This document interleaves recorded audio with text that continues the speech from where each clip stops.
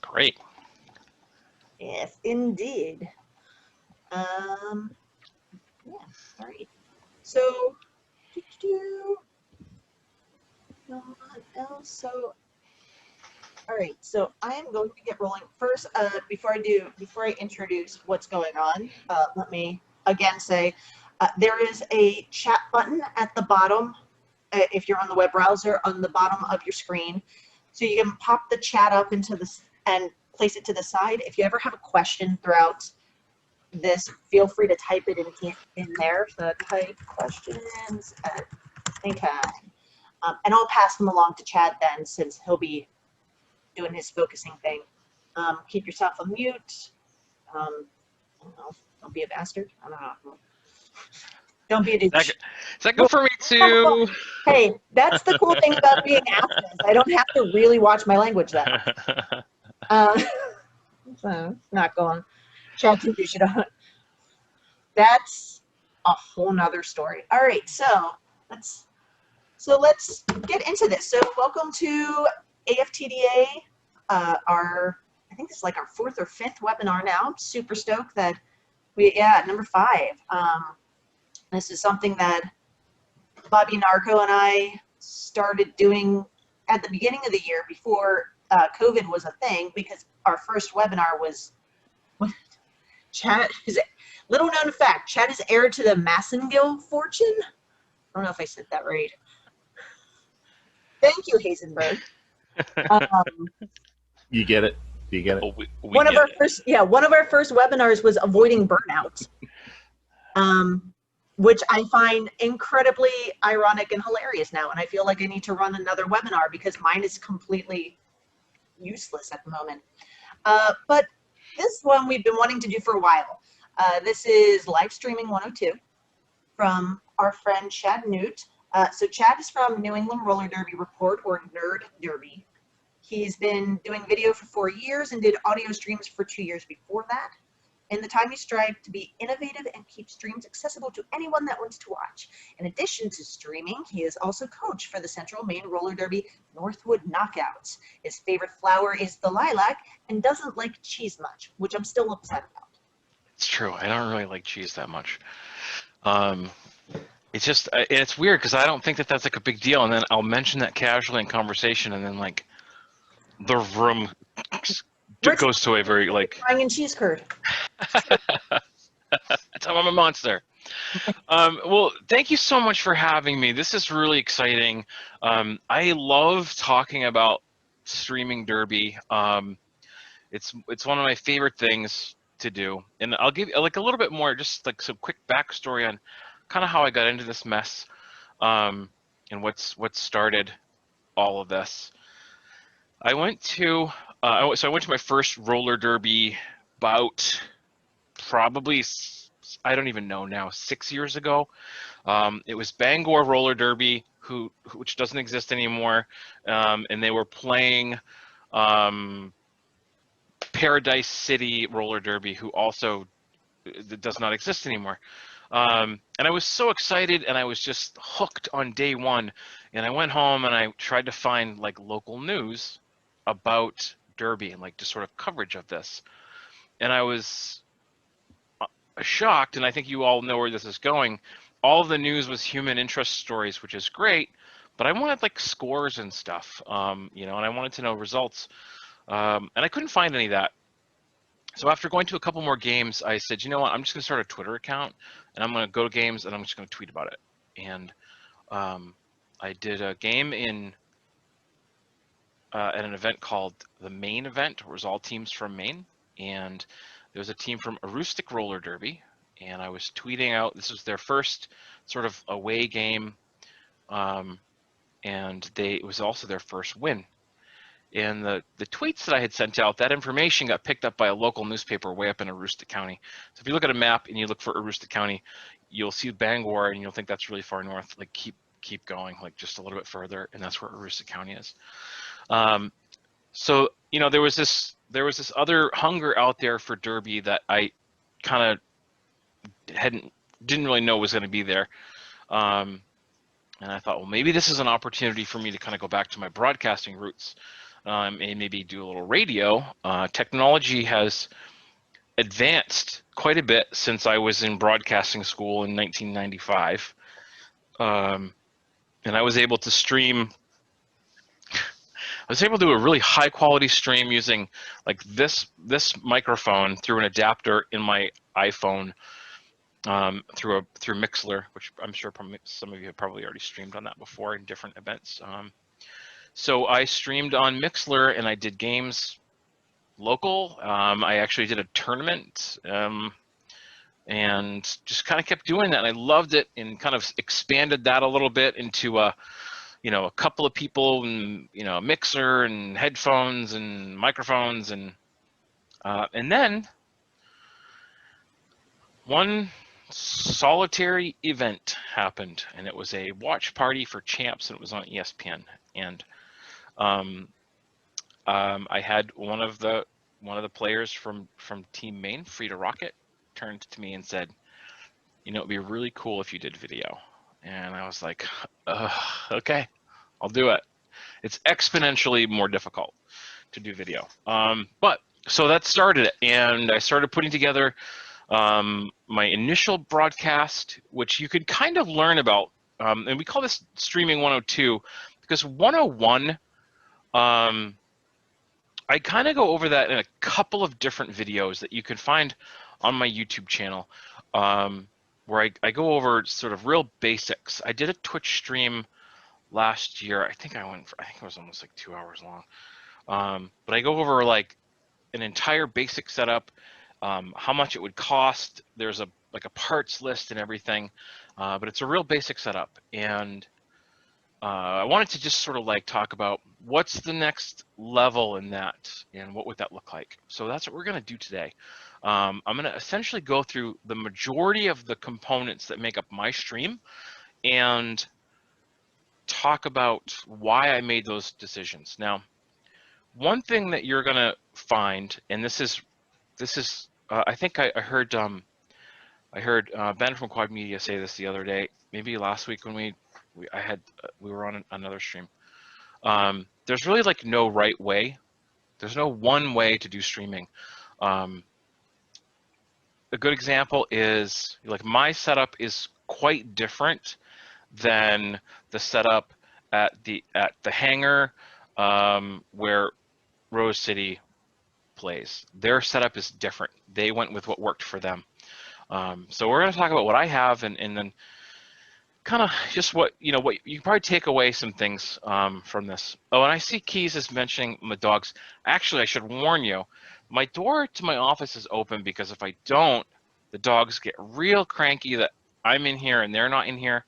They're actually not in here right now, which is a surprise. I think my dog Rue is a little grumpy because this tripod is actually kind of set up where he lays, so he's like pretty offended that that's actually there. So they'll be in here though. I'll give them a little screen time too when they come in. So one of the first things that's different in this setup than what I have talked about in the past in those other videos, the first thing is audio. And you'll notice I'm kind of slumming it today with a gaming headset. Normally I don't I like to hear myself talk. And so I'll usually use, like when I'm streaming, I use like this microphone right here. Also, for those in the know, this is a fish pen on top of the arm up here. That's the fish pen. So let's talk about audio. Some of you have broadcast with me before, so you are very familiar with this headset. This is, and I'll be sharing my screen on a couple of things here too, to kind of just give you an idea of like cost and things like that. So this is the Audio Technica BPHS1, which stands for Broadcast Professional Headset. I found this headset probably 4 years, I don't even remember, I'll be honest with you, like 4 years. These are really, I'll call them not industry standard, but like derby streaming industry standard.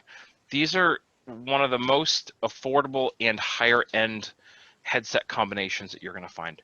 I think I've seen Blaze uses this headset as well, at least on a few different broadcasts. They work really well. They're rugged, and I've gotten a lot of miles out of these, and I probably will get even more. The one thing I have to do though, and I will say this about this headset, after a while these ear pads wear out from a lot of different. They've covered a lot of different ears, so I have some new ear pads to cover these with. Now the other thing that kind of mentioned in this is, you know, COVID has really sort of opened up some concerns and things that we probably haven't really thought about before. So as an announcer who, if you're doing a lot of events and you're going places and you know, you're streaming at an event where there's, you know, 3-4 days and you're on broadcast a lot, you might consider getting your own headset. I will tell you as a streamer, if you come to me with your own headset, I will absolutely always plug it in, because I think that's great. And you know, as you kind of work into your craft, you might find that you find a headset that you really like too. So the BPHS1, let's quickly just go over, and I'll tell you a little bit, not tell you more about it, but I want to share my screen. Okay, so we're gonna share that one. So this is over at Sweetwater. You can see that, I guess, right?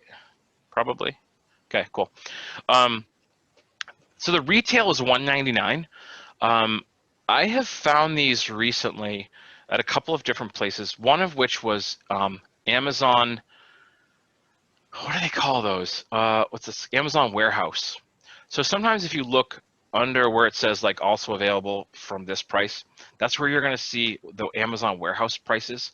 I saw this for about 135 to 140 bucks last week, and it looked like they had at least like 2 or 3 of them there. So that headset is the headset I would suggest. There's probably other options out there, but this one is the one that's sort of the most ubiquitous. All right, so there we go. So there's that. So there's the headset. Now what am I going to do with this stuff once I've shown it? I just go. It's all going to get thrown over there on my comfy chair. Now plugging that into something is probably a necessity. So this mixer that I have right here, I have been using this mixer for going on like 4 years. I was still doing audio streams when I got this. It's Behringer. It's the Xenix 1002B. You can see that. Now, I don't think that they make this particular one anymore. However, they do make one very similar. And I'm going to share my screen again so you can see it over here. Okay. So I just happened to find this one over on Guitar Center. This is a newer version. Looks a little different on the outside, but essentially the guts are the same, and that's what matters.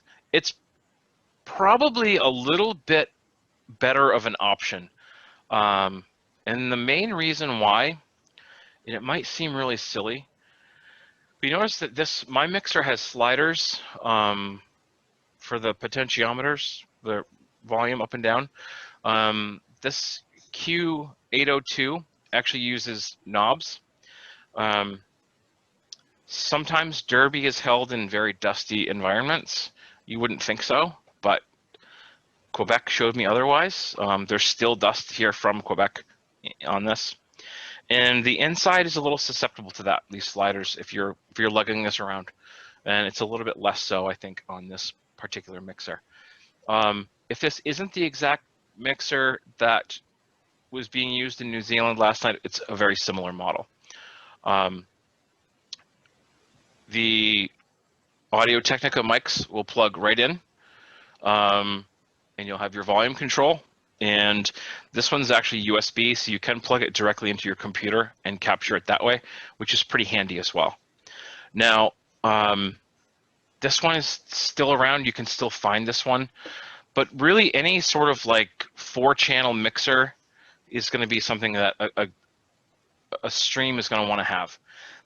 The audio difference between using something like this and using analog headsets compared to using like USB headsets is going to be pretty drastic. And I think it comes down, mostly is going to come down to the microphone quality. Now, using a mixer like this, you are going to kind of run into an issue here. Let me stop sharing for a second. And then that issue, you'll notice on that one and then on this one here, there's only one headphone jack. And there's going to be 2 of you talking at least. So you will then have to have something similar to this. This is also a Behringer item. It's just a headphone splitter, basically. So it comes out of the console, the mixer, into this box, and then the announcers can independently change the volume at which they're hearing themselves and their partner. So small device, but it's pretty necessary, especially when it comes to the comfort and the production value. You know, if you can help get an announcer more comfortable, they're gonna, you all know, they're gonna do a much better job. So that's those 2 items. And then I started using this last year, and I need to really do a better job coaching some of you on this. I'm not going to name names. This is a mute switch. When you get this, when this comes out of the box, it's a click. So you'd have to push it twice to like mute and then unmute. You can take the cover off and change it over. It's very simple. So it's just a push and hold down mute. I usually have this for the outside, whoever's on the outside of the table. So whoever's 2 over from me, they're the one who's most likely to talk to the alt ref, or they're the one who's going to be talking to the producer. So this button, you have to push and hold it. Push, hold.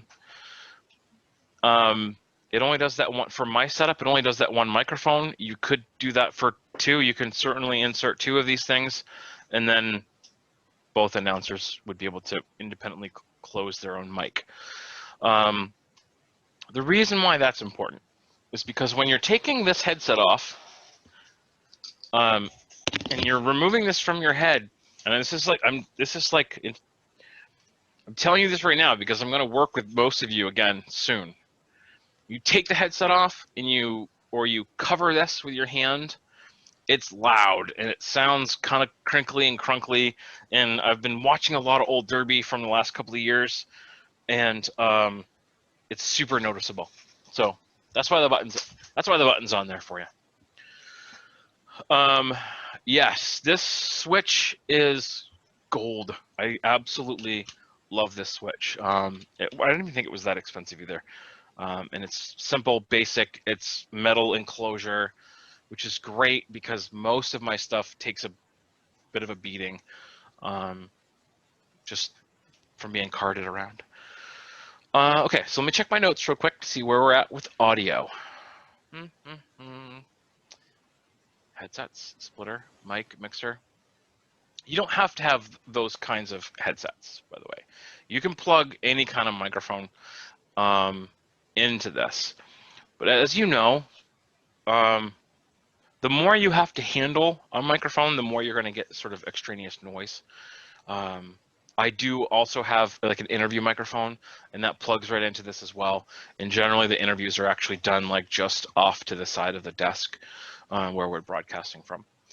But you know, if you have other microphones, a decent mixer like the ones that we've just looked at, will you'll be able to just plug it in and go. And both of these 2 are even like, if you wanted to be super radio voice, you could use a powered condenser mic and like this, and that will require a 48-volt phantom power, and the console has that built in.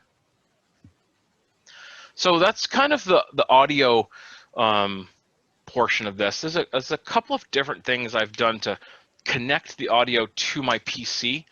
Right now, I'm actually not go. I used to have I have a USB device that I kind of go out from the console into my computer, and I've used that for a number of years now. Lately, I've been going straight from that into just the sound card. So like out of the out of the mixer into the sound card, just because I've been doing some different kinds of streaming that required me to set things up a little bit different. So before I go on to like the next thing, which will be some video stuff, any questions on audio from like, what do we got? Okay, so in New Zealand, it's the 122 USB. Okay. Chad, can you do, so one question we had, are wireless headsets a viable tournament or handout option? That's a good question. So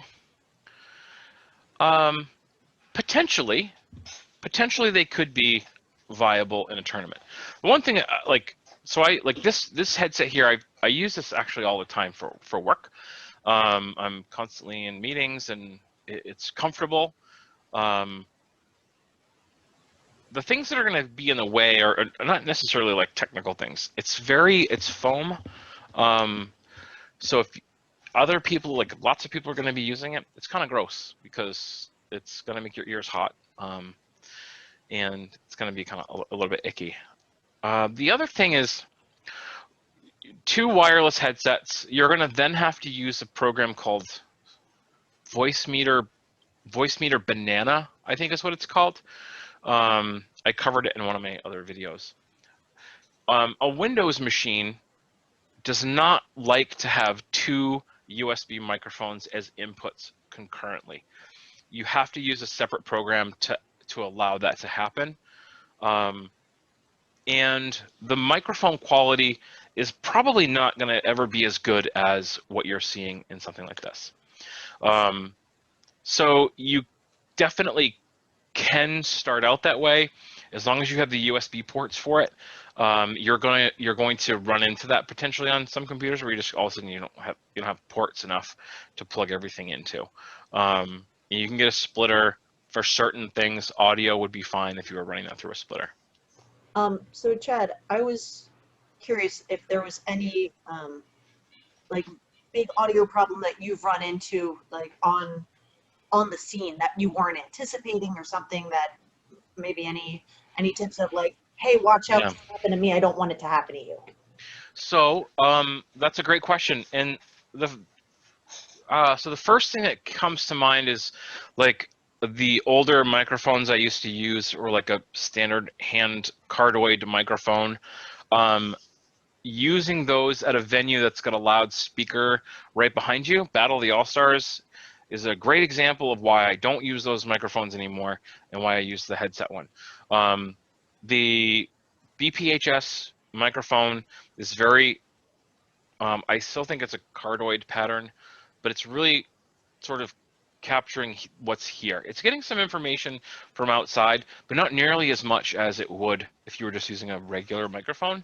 So that's going to be the biggest factor, is the extra noise that gets picked up. The other audio things, and I'll mention this, and I'll probably talk about it a little bit more when I mention OBS. Some announcers, and I'm not going to name names, get really excited when things are really awesome on the track. And it's worthwhile, and I have not done this, and I need to. So 2021, this will be a thing. I need to utilize the audio compression functionality in OBS. Essentially what that does, if somebody gets really loud, it slowly tapers it down a little bit to a threshold that you've set.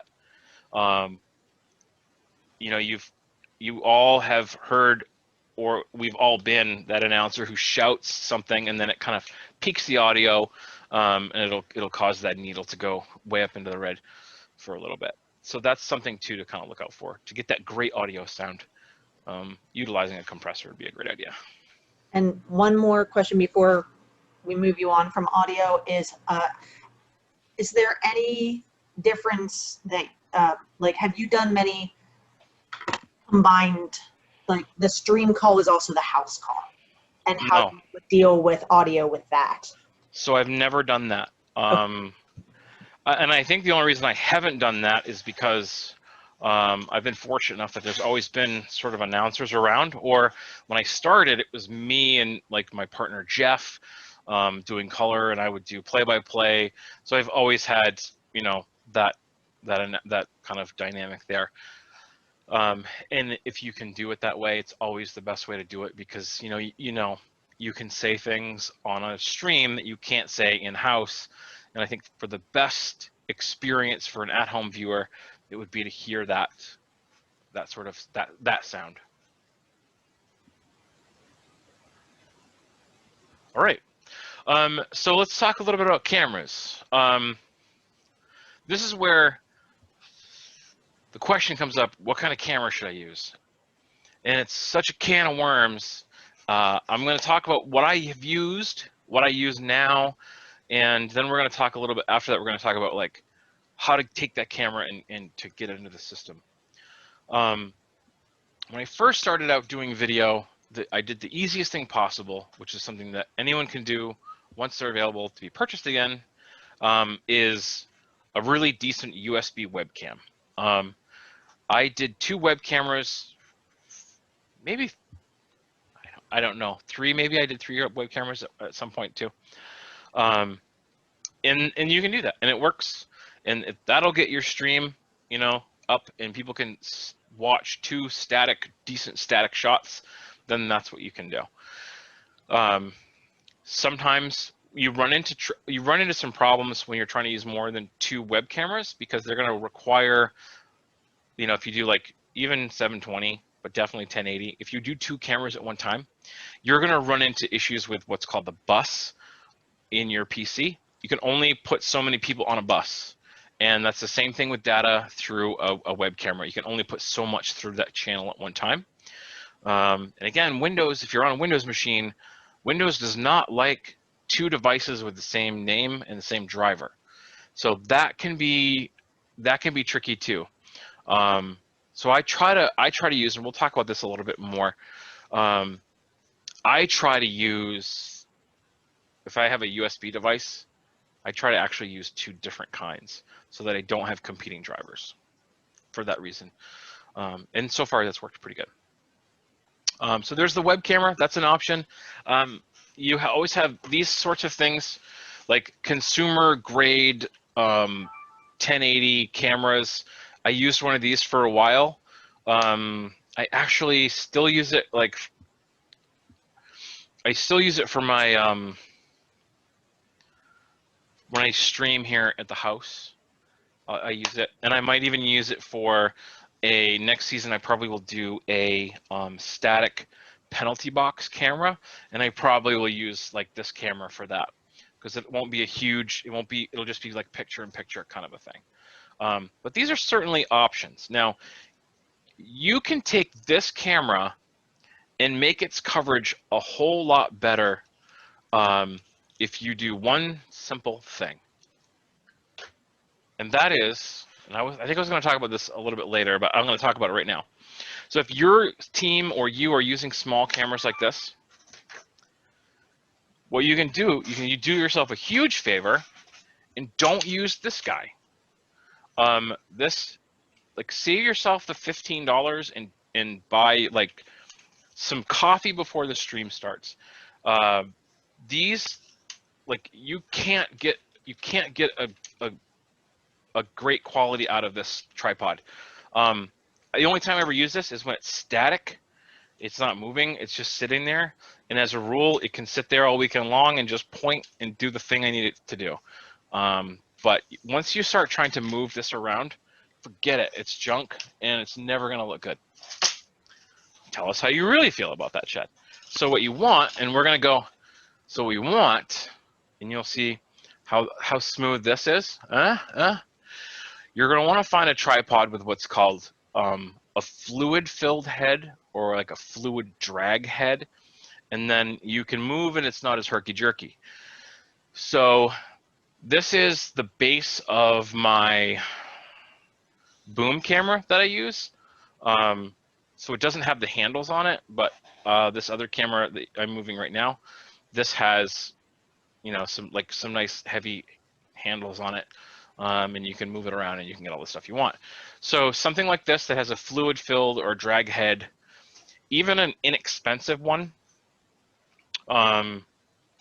is going to be far superior to anything like that other one.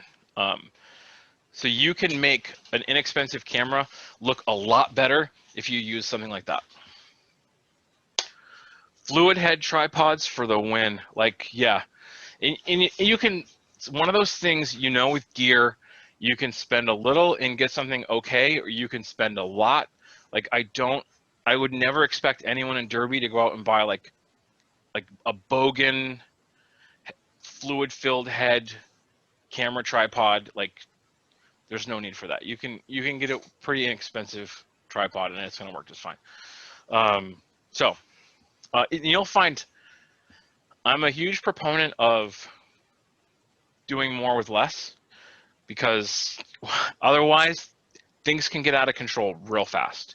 And none of us are made of money, so we're, it's shoestring budget, right? What? Yeah, what? Who's not made of money? So these cameras can work. Slightly nicer cameras like this can work.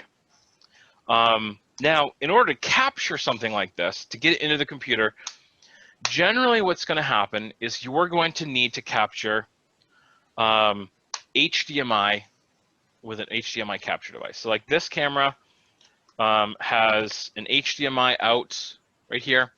So I have an HDMI cable I can plug into that. And then you're going to use something like this. Now, I can't completely show it to you because it's actually plugged in and we're using it right now. So this is a pretty common capture device. This is the Elgato Gaming HD60S. This was really put out on the market for, like, if you were streaming on Twitch and you're playing like a PlayStation or Xbox game, you could capture it with this, and it has pass through. So like device comes in, and then it can go back out to the TV. So this is sort of like an inline HDMI capture, and it's okay. I think that the Elgato HD60S is overpriced. I know that you can get, let me get over here. For about 40 to 50 bucks cheaper, you can do, I need to share my screen again here. Sure. For HDMI capture, you can do this. The mirror box. I have one of these. I actually like it better than the Elgato. It has far less fuss. Sometimes the Elgato is just not. It's a little bit more finicky. Oddly enough. Can you share your screen? We can't. Oh, is it not sharing? Oh, I'm so sorry. Try it again. All right, hold on. There we go. Beep boop. Here we go. There we go. All right. So this is the mirror box capture device. I like it. I actually like it better than the Elgato device. It works. It runs a little warm, but if you're not burying it underneath stuff on the desk, it's probably going to be just fine. I've never had it fail. I noticed the box gets a little bit warm. It's in a pretty rugged aluminum case as well, and I've never had any issue capturing with this. And I would actually probably put a preference on this over the Elgato device, just because it's not as finicky. The only reason I'm not using it right now is because I don't know where mine is. So it's somewhere in the totes of Derby gear.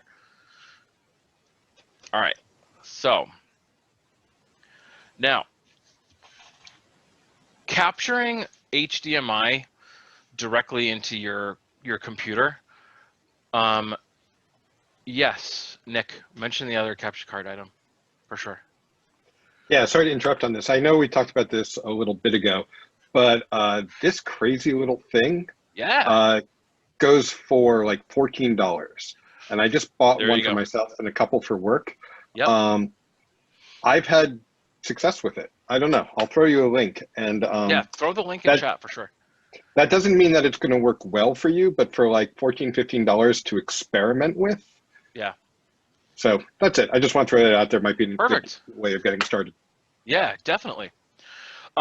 So HDMI capture is an option, and it's a good option, and it's probably where most people are going to start. but it has some tricky limitations, limitations that I think we can work around.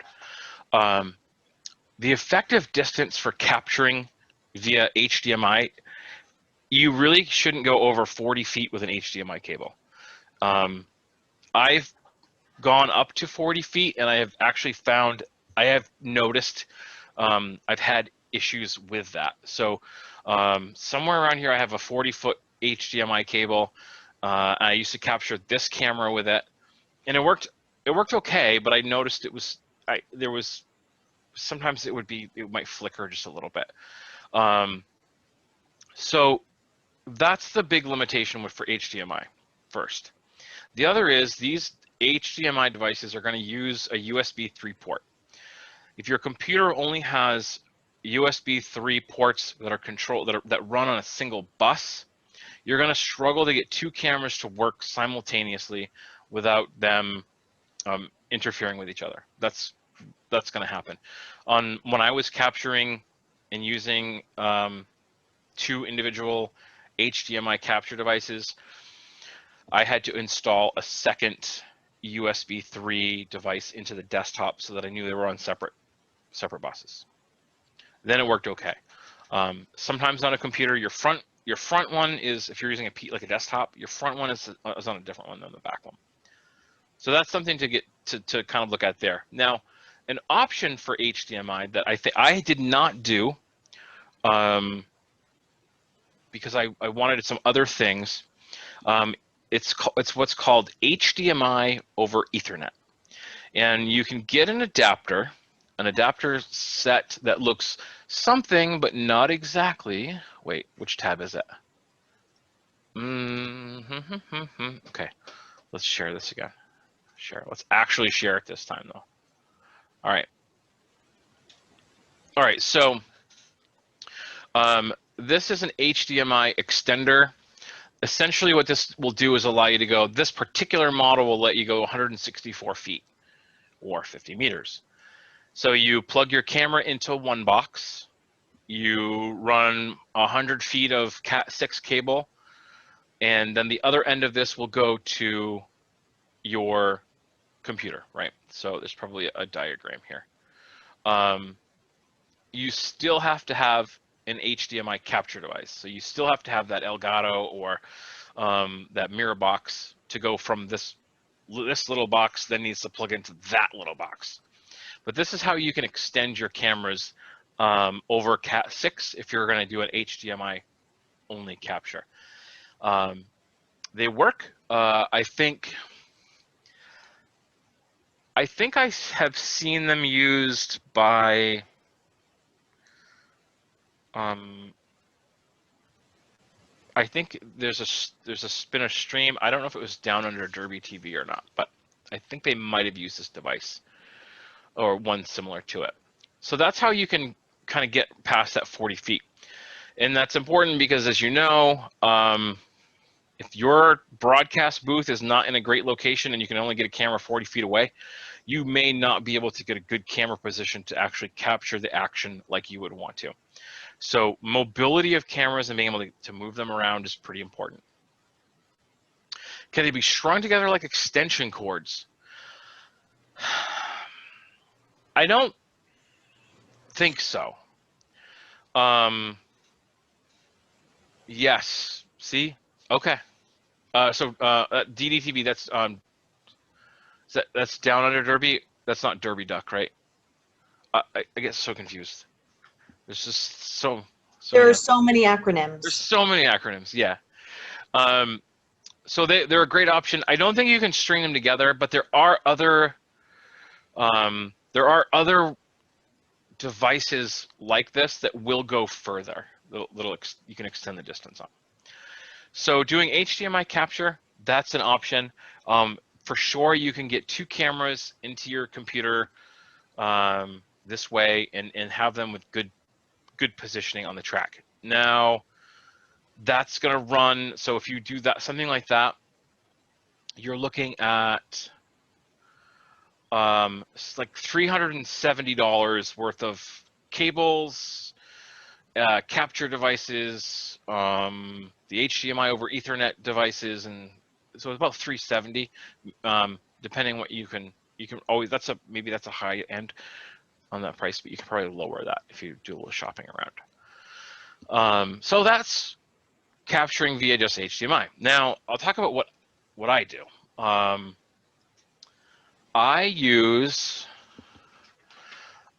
Last season, I don't mind saying this, we're all family here. Things got out of hand, and I decided to go really hog wild. And so I have two of these Sony the HMX 100s. I don't remember. Hold on, I forget now. I have so many windows open. I don't see it over here. The NX cam is the line. I think it's HMX 100. So I have two of these cameras. The big reason why I went with a camera like this is, first is actually optical zoom. On a small camera like this, you're gonna have a basic optical zoom, and then it's going to do what's called the digital zoom, which isn't really zooming at all. It's just stretching the picture out. These will have a much higher zoom. There's also a lot of other functionality, like I'd say like professional functionality that I would want. The ability to put a shotgun microphone mounted on it. There's audio inputs on the side. I can control the audio. You know, there's more functionality and more control. The picture quality is great. It's hard to tell that from my archived streams because I didn't archive at a very high bit rate. But these have worked great. They're rugged. I'm hoping that they last quite a long time. And I was able to, this is one of those things where it really pays to shop and hunt. I was able to get the first one, I paid kind of like retail, and the second one I was able to get a lot less expensive because I got it as an Amazon warehouse deal. So these are the cameras I use. Now, in order to get this image into my desktop, I've gone a slightly different route. These have HDMI out, and they have a composite video out. They don't have SDI out, which is a real bummer. But they do have HDMI out. So I run my distance over what's called SDI cable. And it's this guy right here.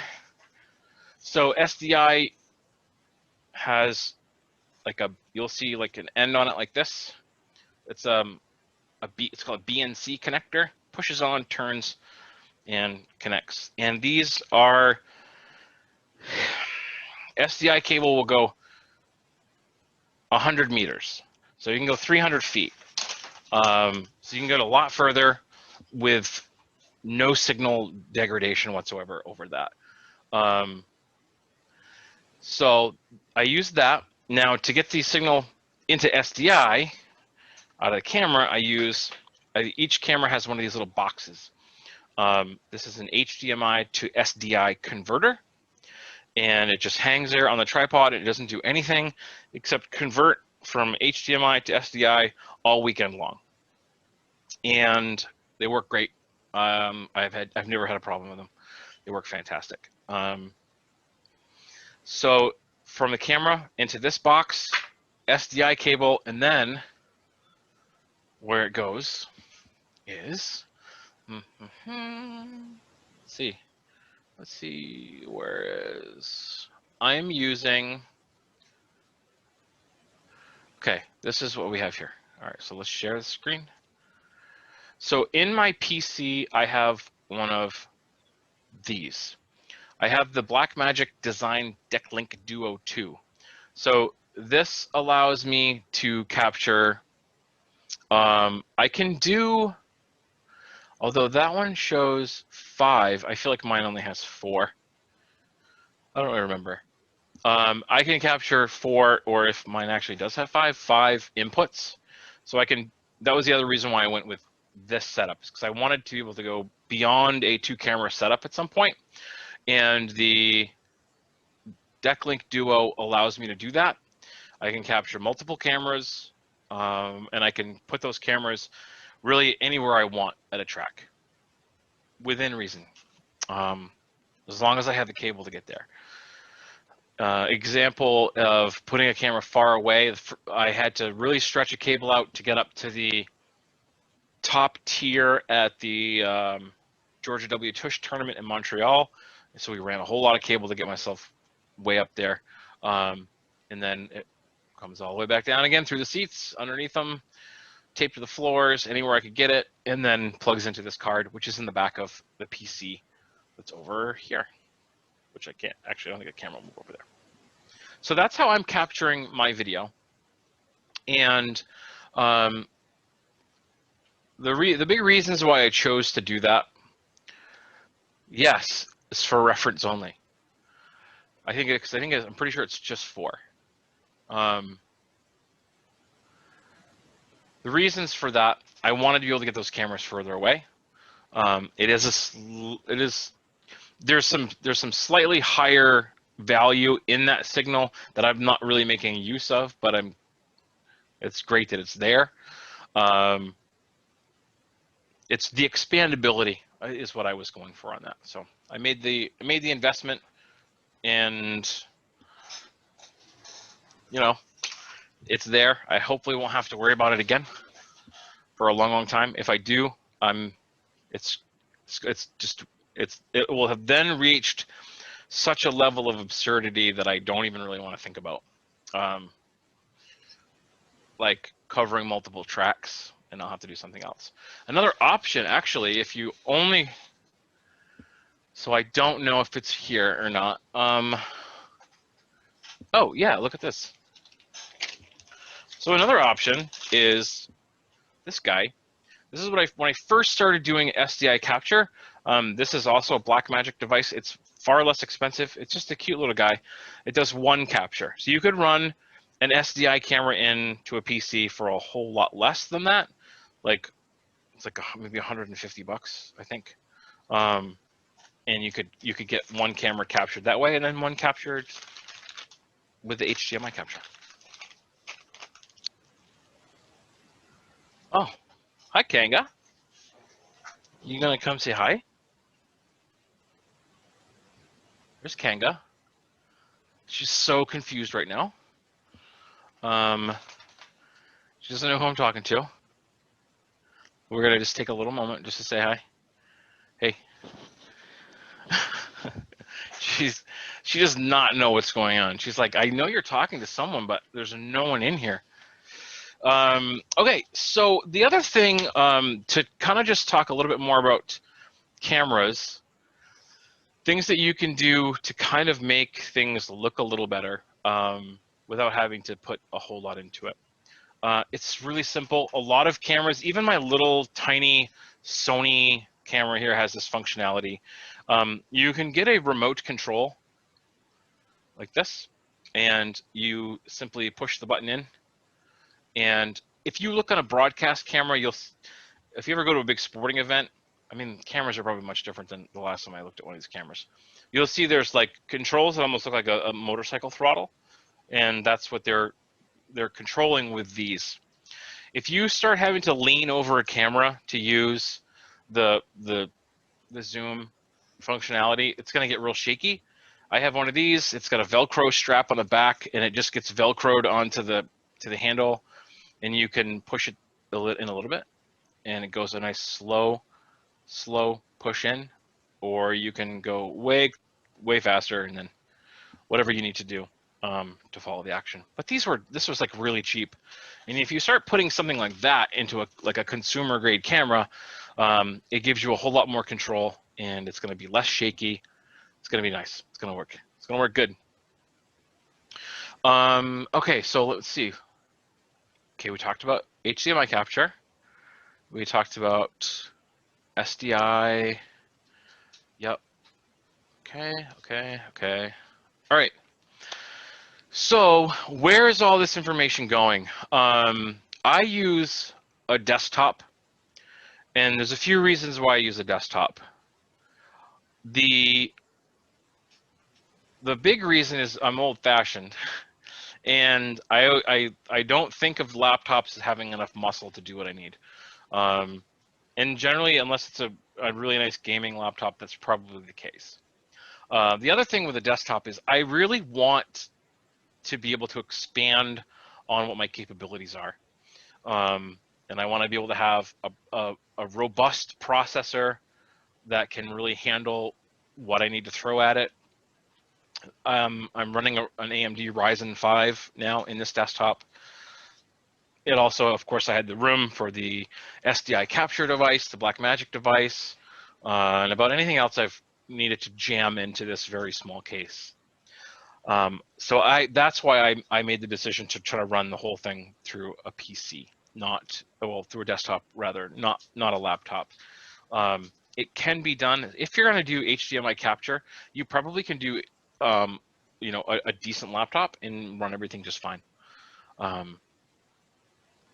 So it doesn't have to be that you go and build a desktop just for it.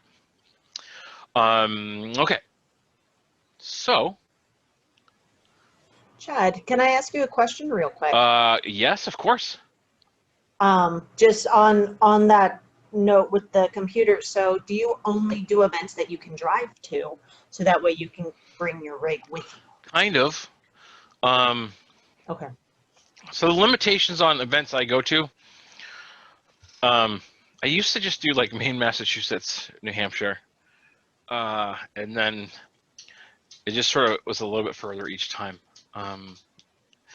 So I try to stick within 7 hours of where I am now. Montreal is like deceptively close. Like if you look at it on the map, it doesn't look like it's that far away.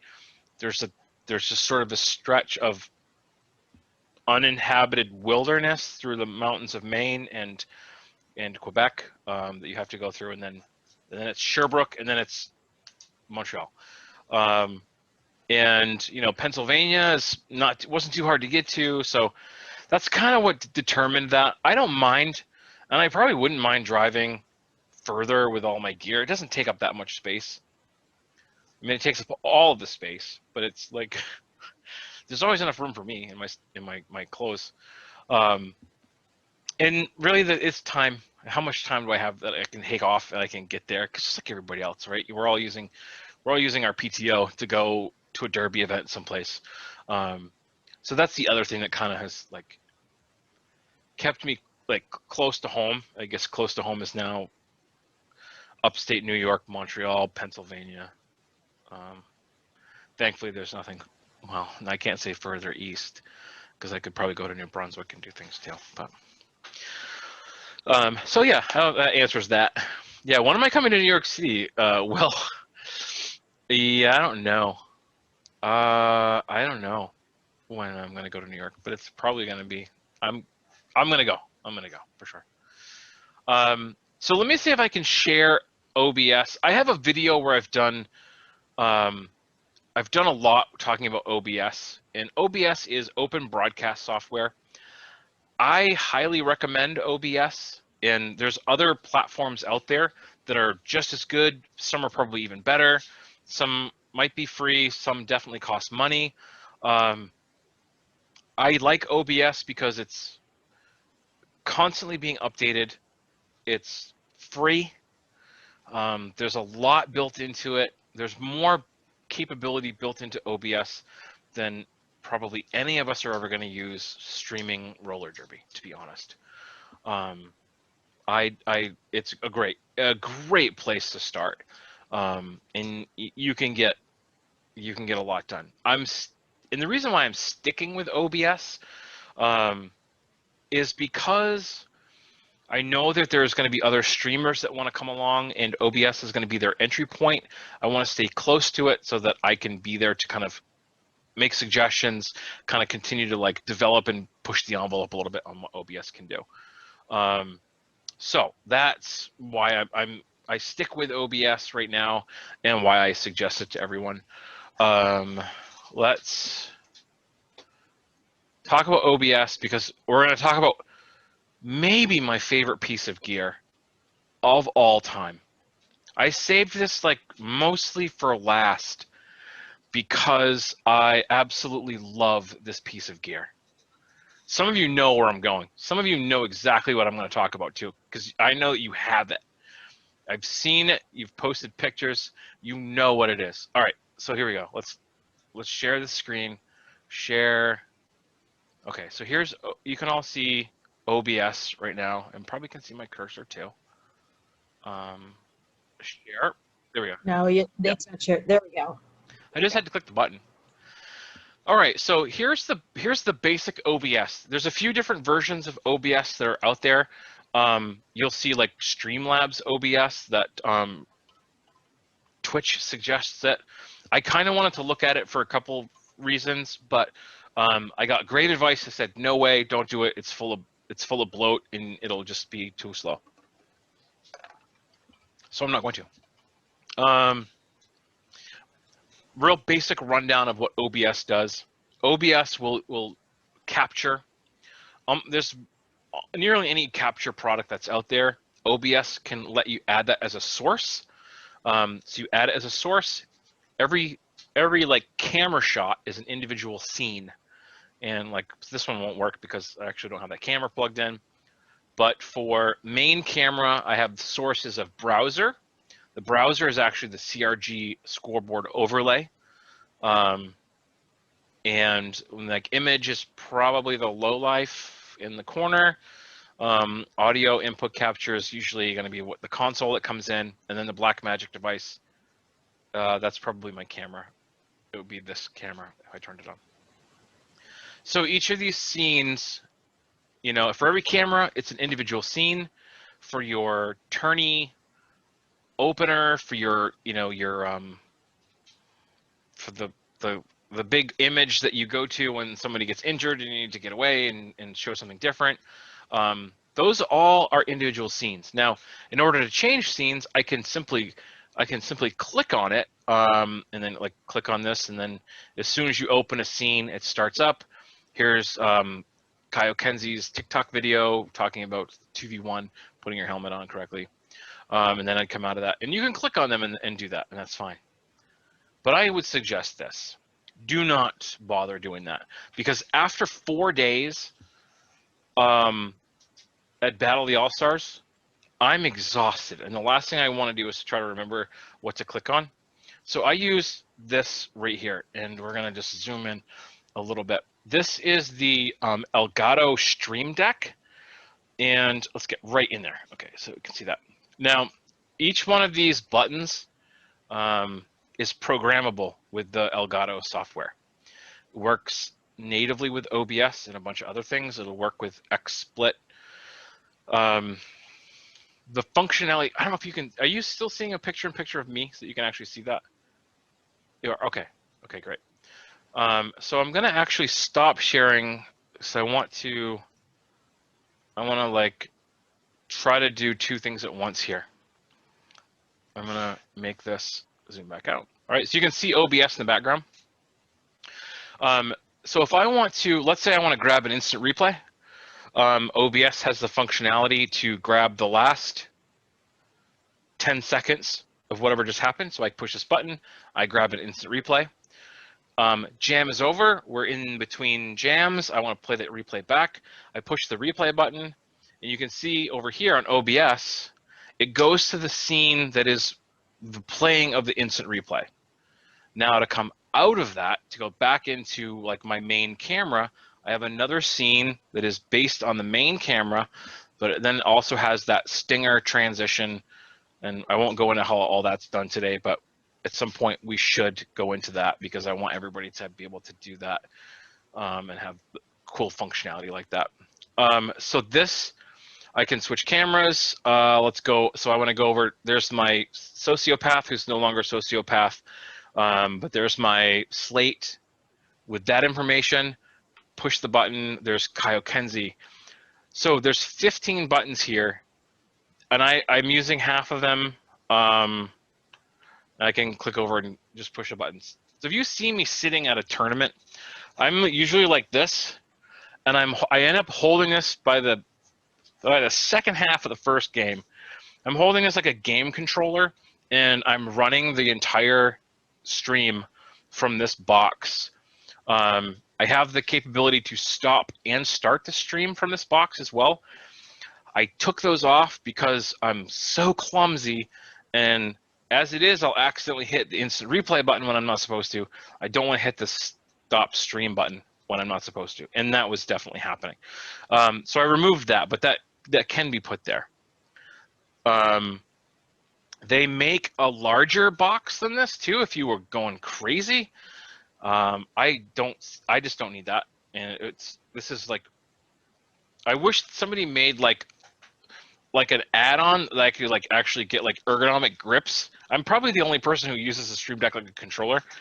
I'm seeing this pop up more and more. I do have a 3D printer. I could 3D print it. Yeah, I'm gonna get my son on that. How many of you have done any streaming and are using one of these? Who's doing this right now?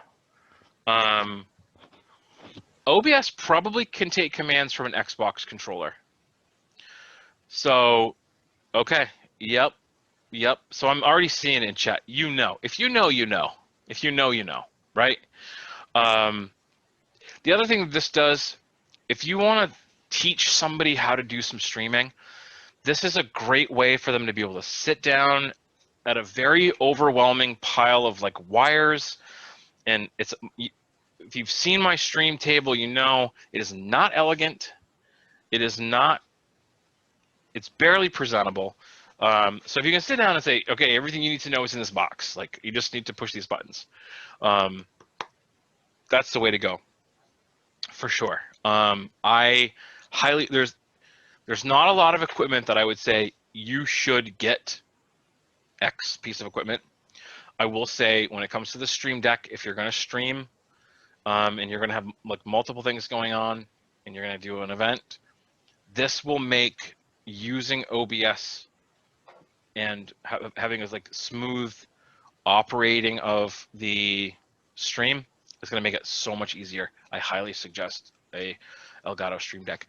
Now, I would keep an eye out if you shop on Amazon. I would keep an eye out this holiday season. Last year, they put the Stream Deck. I want to say it went down to like $100. It's normally like $150. I think I saw it for like $100. So for sure, like keep an eye. Like I think on Amazon you can probably like watch items. That's one to put on the watch list for sure. RCR uses Stream Deck specifically because they can teach skaters and volunteers very easily. Yes, exactly. I think they're using that because the first stream I did where I talked about the Stream Deck, I think they, the stream builder went out and found one like immediately.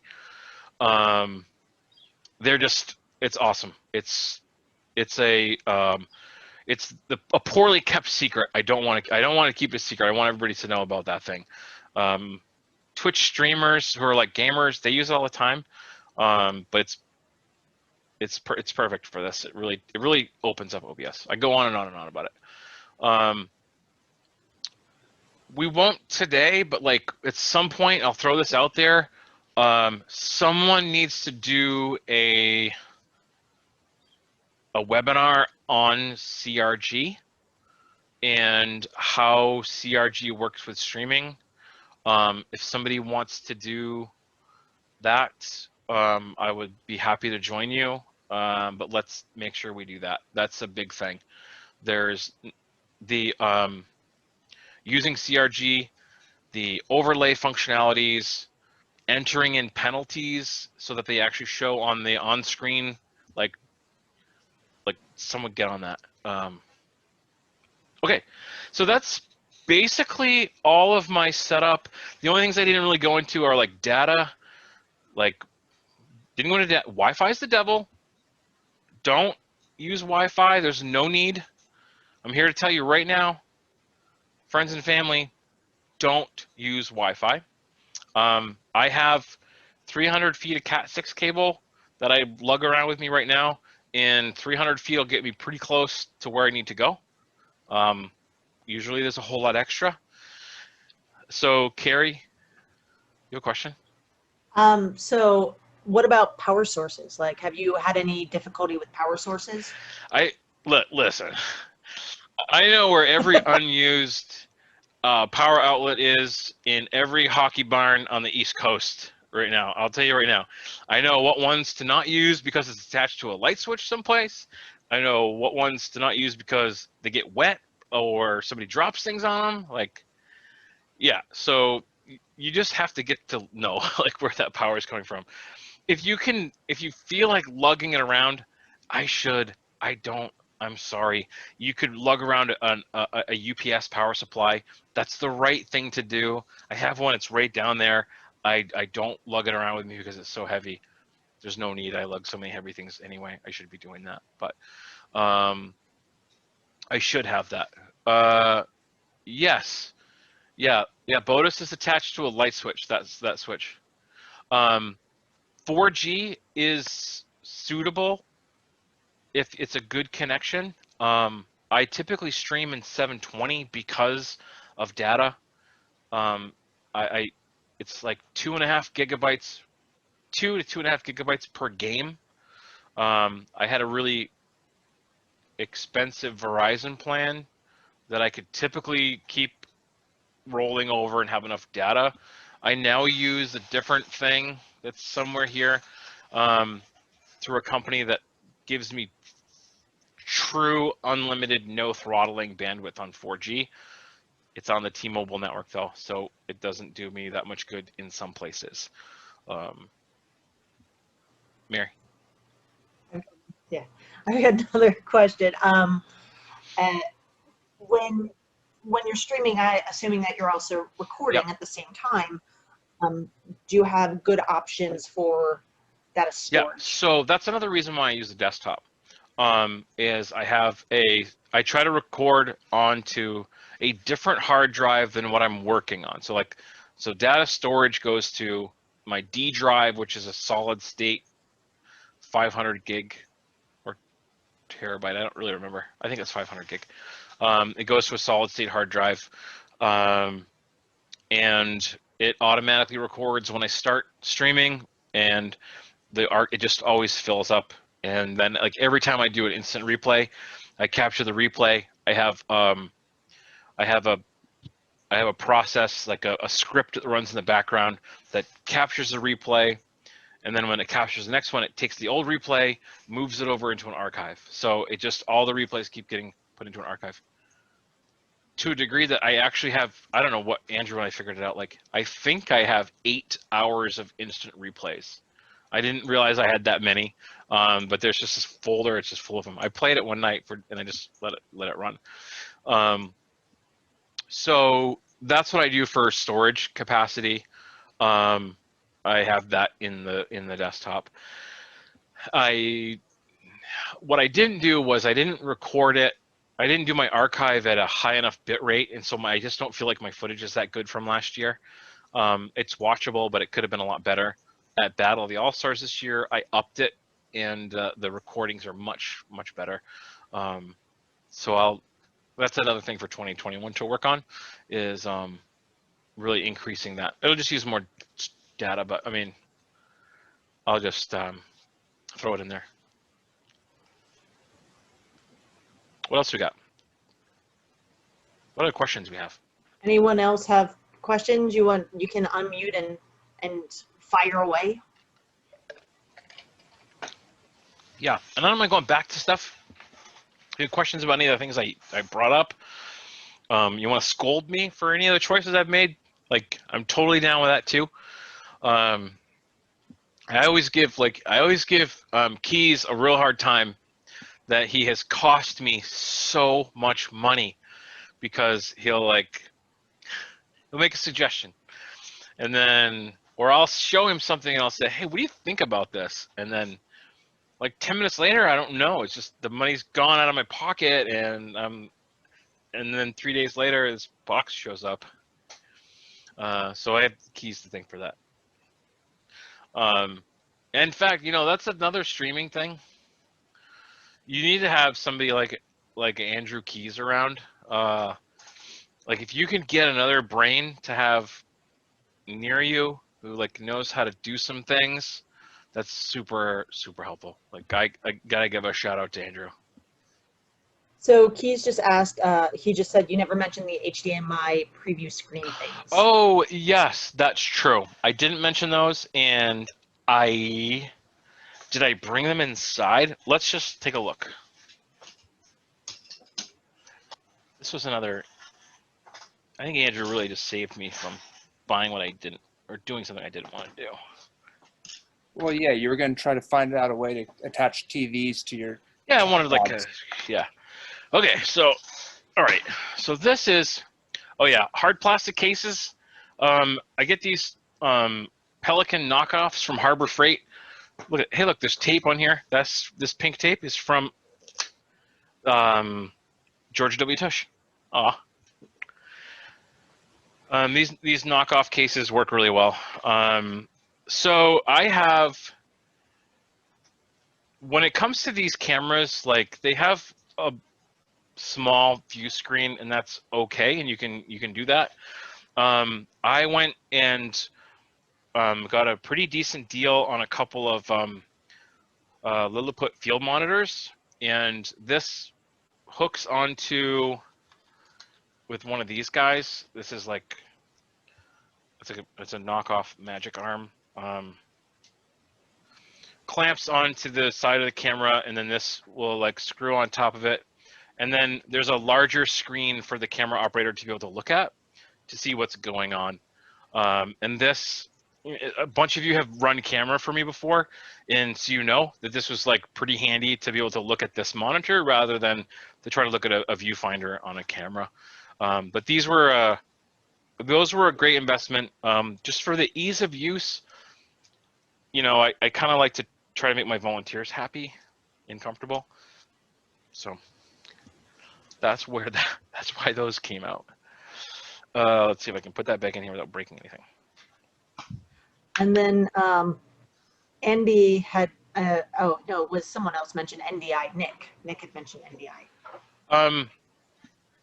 I have no idea what NDI is, I'll be honest. Yeah, so I can't go down that rabbit hole. I'm not going to go down that rabbit hole. Eventually, maybe. I did, Ben, you also asked about the monitor of the stream. So that is, I don't. They do have the OBS screen. I usually have a second screen there, and they can see what's going on with OBS. Typically, our placement at an event is close enough that everything for them to see is happening right in front of them. I can't remember. I think, and I always ask Andrew this because I think he and I talked about this. I think there was another OBS preview option that I was going to try out this year, but of course didn't get a chance to do that. But that is that's a step that needs to happen because I do want the announcers to be able to see a little bit more of what's happening specifically on the camera end.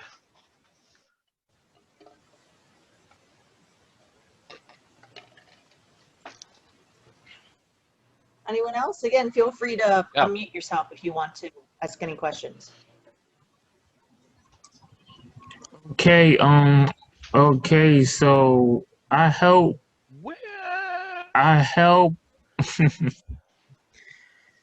okay, so I help hook up the sound for GGRD, right? And they have the wireless mics and the wire mics, and they use that fuzz board that you showed, and they use that, and let's say a announcer by the name of Bobby that announces there a lot. He comes there, I have to ask him how many announcers are going to come so I know how many mics to use Yeah. and so which one are better to use, the wireless mics or the wire mics? So it's definitely going to be like, it really depends on the conditions. If you have, there's a few things that kind of come to mind. One is like if it's a tournament situation, I've seen wireless mics die so often, and I've seen the batteries run out. Like it just, I see a wireless microphone come out, and I think 5 hours that microphone's not going to work anymore. So what we do, Chad, at Gotham is we have usually just one bout, probably a substantial halftime in the middle. We'll have three announcers on the tower, and we'll have one on the floor. And my goal is always to have the three in the tower with wired mics, and the one on the floor have the mobility to be wireless. That makes total sense. That makes total sense, and I think that I'm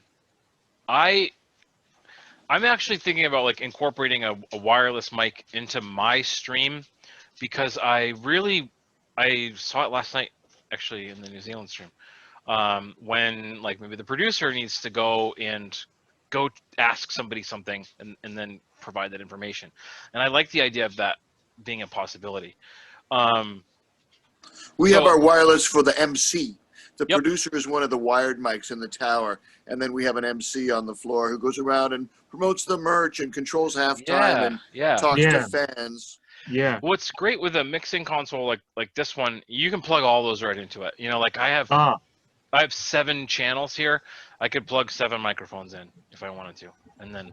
But the crazy thing at the show, like let's say if somebody's hurt, the 3 announcers, they call me, then tell me to go to the one with the wireless mic, and I have to run all the way to him, tell him what happened and what he saw, and I have to run all the way back to the announcers and tell them what happened.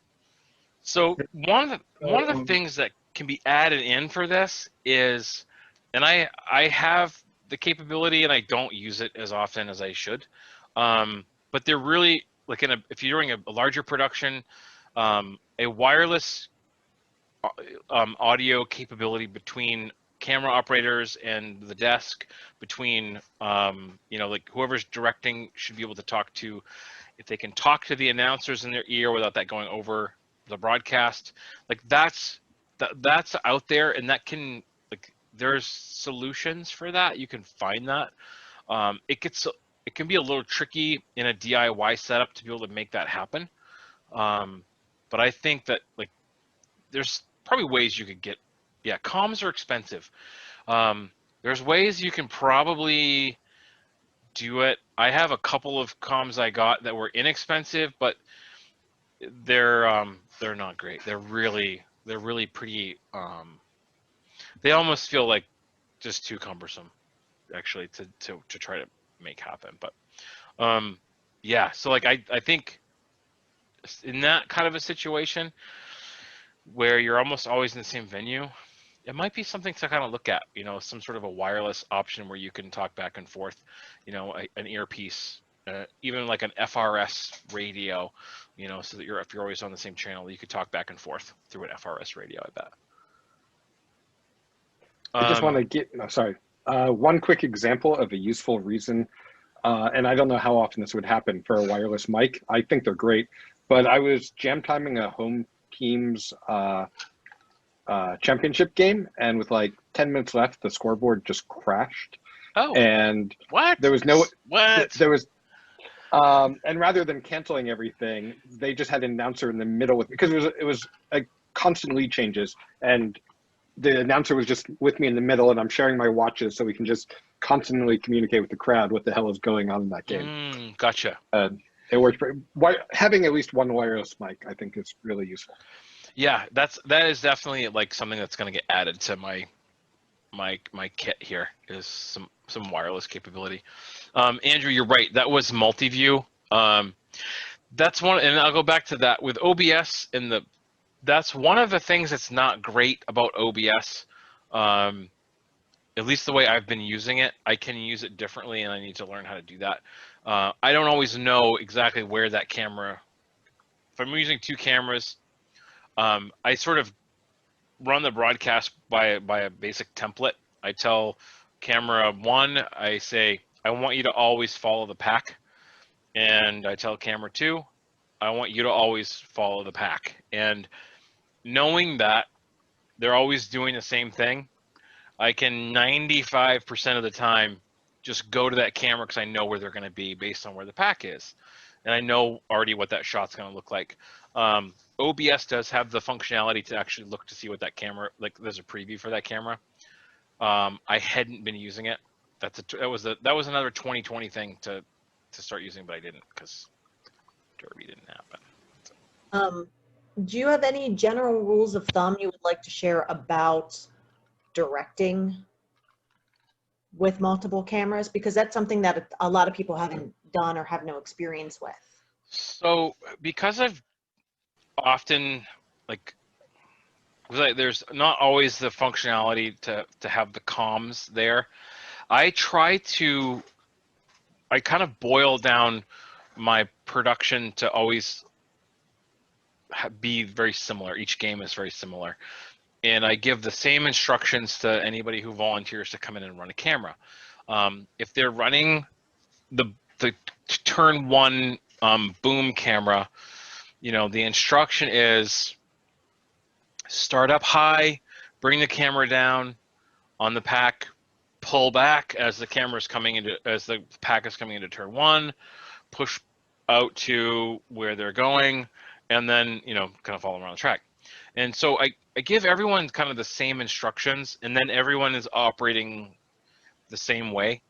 So I don't have to do a whole lot of communication mid broadcast, and I usually do that just because I've been so solo when it comes to actually like being at the table and pushing all the buttons.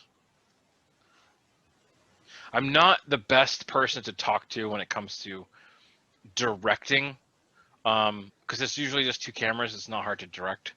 Like Ben would be the person to talk to us about directing a larger stream. For sure. Any other questions? We're almost at the 90 minutes. Yeah, so that's pretty good. I just wanted to say one thing. So I work in public access TV. And so we're always trying to figure out how to do things on a budget too. And how to use things creatively. But that's one way. If you have public access TV station around you, they're almost always hungry for content and they have equipment. And so it may be a great way to familiarize yourself with equipment before you buy anything, and B, I've always made arrangements so that we reserve equipment for home bouts, so that we can check it out, and then the access center just gets permission to air our games, which we're like, yes. So I think that's a way, for figuring out equipment and things like that could be a really useful collaboration. And then also volunteers for running camera and things like that.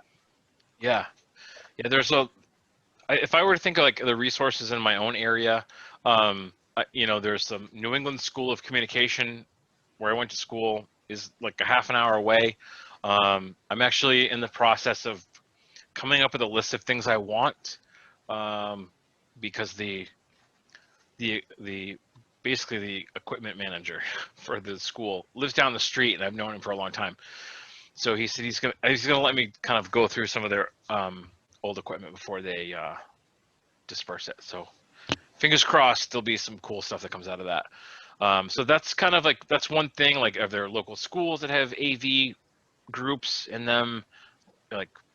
Find them. There's like you said, that there's always that desire for content, to try to do something, and anywhere that has a broadcasting class of any sort, that's one to tap for sure.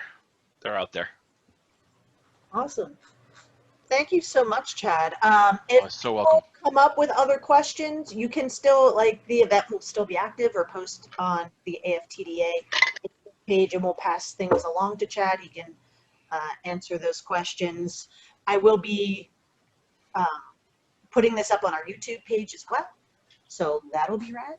And yeah, if you ever have an idea, people in the audience, of a webinar you would like to see, like we are going to get on that CRG webinar idea for sure, because I think that's really important, and I think that's something that a lot of us don't know how to do. And we should, because we need to know how to use CRG anyway.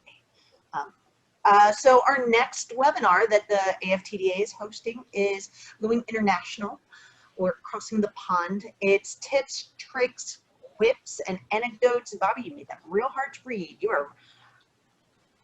You're just, yeah, I feel like this is my test. Like, are you still good at announcing? Chaos, I'm not sure.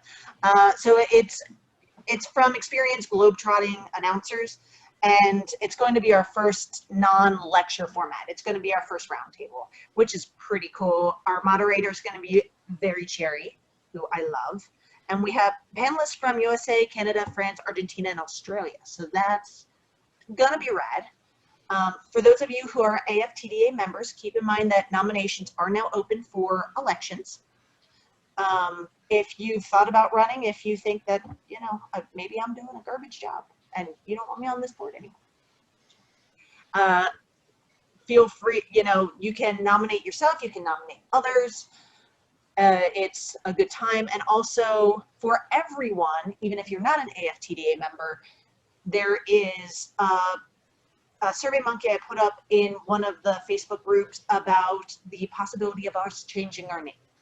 And I would like to hear feedback, and I've got a little blurb on there about that, because, you know, we're not just flat track announcers here. We're audio announcers. So yeah, that's about it for us. Our next webinar will be October 3rd. So it's going to be 4 p.m. London time, 11 a.m. Montreal time. I don't know what that is, EST, but we'll put a Facebook up event soon. It's another Saturday, so it'll be fine. It'll be good. It'll be great. Contractual, yes, thank you, Heath. All right, thank you guys so much. Have a lovely Saturday. I miss all of your faces. I miss you guys so much. Chad, thank you so much. So welcome. Sharing all of your knowledge with us. Thanks for having me. I love talking about it. Hit me up on social media if you ever have any questions. Happy to chat about it. Yeah, word. All right, everyone, have a great day. See you, everyone.